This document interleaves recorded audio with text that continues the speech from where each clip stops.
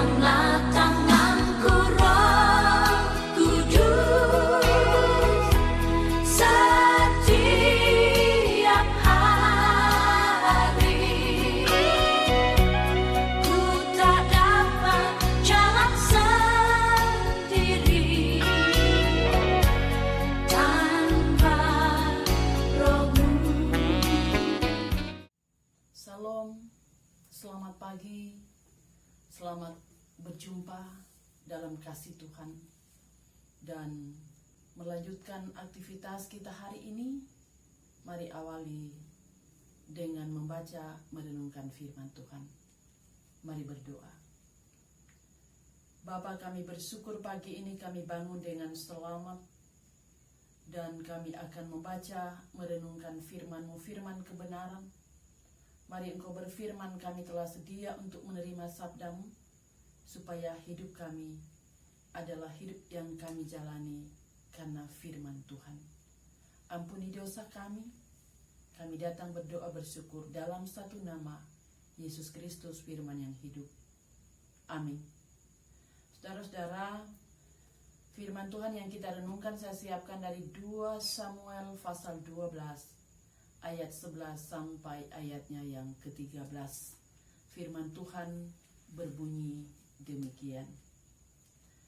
Beginilah firman Tuhan, bahwasanya malapetaka akan kutimpakan ke atasmu yang datang dari kaum keluargamu sendiri.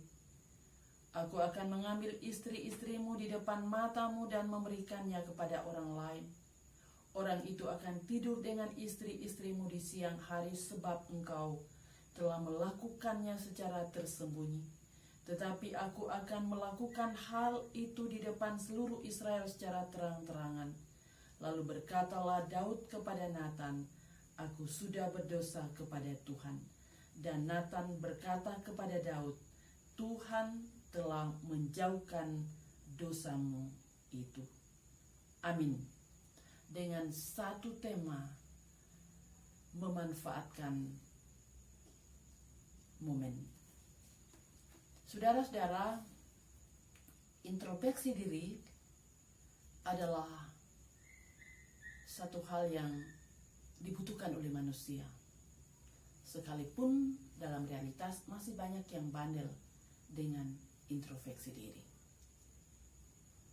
Introspeksi diri dibutuhkan oleh setiap orang yang tidak ingin gagal untuk memenuhi panggilan hidupnya. Contohnya masa sekarang ini pandemi COVID-19, dan kita diharuskan taat pada protokol kesehatan, antara lain memakai masker, rajin cuci tangan, menjauhkan jarak, dan juga menghindari berkumpul-kumpul banyak orang. Bagi orang yang mau selalu introspeksi diri, ketika dia tidak taat, dia akan merasa ada sesuatu yang ganjal yang perlu dia perbaharui. Lalu dia mengubah arah hidupnya, mematuhi protokol kesehatan karena dia ingin dia bisa berguna bagi orang lain, dan juga dia bisa memberikan kontribusi yang baik bagi bangsa dan negara. Introspeksi atau evaluasi diri juga itu sangat erat kaitannya dengan kejujuran.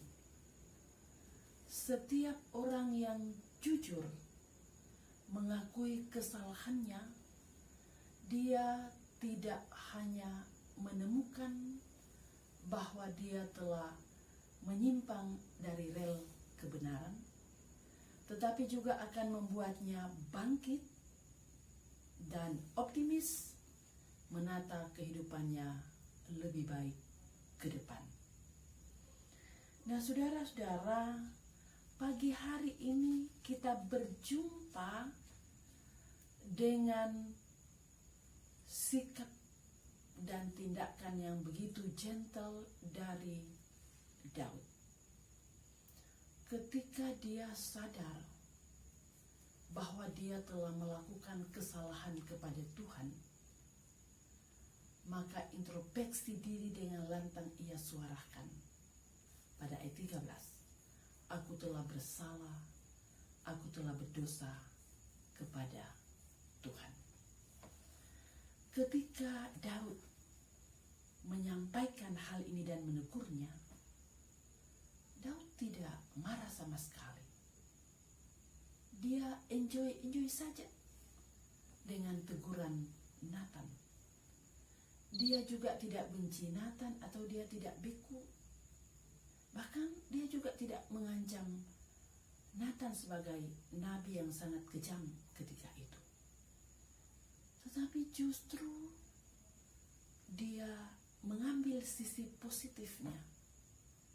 Dia mau diubah dan dia mau berubah sebab dia menemukan jalan dari semua itu, bahwa momen berubah ia manfaatkan sebagai titik start, titik awal untuk membentuk kehidupan lebih baik ke depan.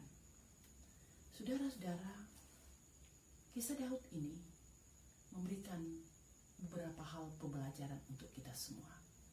Yang pertama, jangan pernah alergi terhadap introspeksi diri atau evaluasi diri. Artinya, ketika orang menyampaikan atau menegur kita karena kesalahan yang kita lakukan, jangan marah, jangan benci, dan jangan merasa dikhianati. Yang kedua, menerima teguran dengan baik bukan hanya membuat kita sadar bahwa kita sudah jauh dari rel kebenaran, tetapi percayalah bahwa akan membuat kita bangkit dan memiliki pandangan yang lebih jelas ke depan untuk meraih sesuatu yang baik. Yang ketiga, mempergunakan setiap momen untuk hal yang baik adalah sesuatu yang berkenan bagi Sang Halik, yaitu Yesus Kristus. Dan itulah yang dialami oleh Raja Daud. Karena dia mau berubah, Nathan pun dengan lantang mengatakan, dosamu telah dijauhkan oleh Tuhan daripadamu. Mari saudara-saudara, kita bersedia menggunakan setiap momen yang kita jumpai dalam hidup ini untuk berubah dan lebih baik. Amin. Mari berdoa. Terima kasih firman-Mu Tuhan. Jadikan kami pendengar dan pelaku firman Tuhan, supaya firman-Mu semakin membentuk hidup dan karakter kami lebih baik dan berkenan kepada Tuhan. Berkati umat-Mu dalam beraktivitas hari ini. Jemaat Tuhan di sini, pelihara Naomi, yang sakit sembuhkan, yang bergumul, Tuhan akan selalu tuntun untuk menemukan solusi, dan yang bersuka cita karena ulang tahun, syukur mereka berkenan kepada Tuhan. Mari Tuhan berkati, pelihara, pimpin, gembalakan pemerintah kami dari pusat sampai ke daerah, TNI Polri, para dokter, para medis dalam menjalankan tugas dan tanggung jawab secara khusus dalam memutus rantai COVID-19. Mari gereja-Mu Engkau tuntun dalam urapan Roh Kudus-Mu untuk menjalankan tugas pelayanan. Sejauh hari ini, kehidupan kami serahkan kepadamu. Ampuni dosa kami datang berdoa bersyukur dalam satu nama, Yesus Kristus, Gembala yang baik. Amin. Saudara-saudara, demikian refresh kita pada pagi hari ini. Salam sehat, salam tangguh.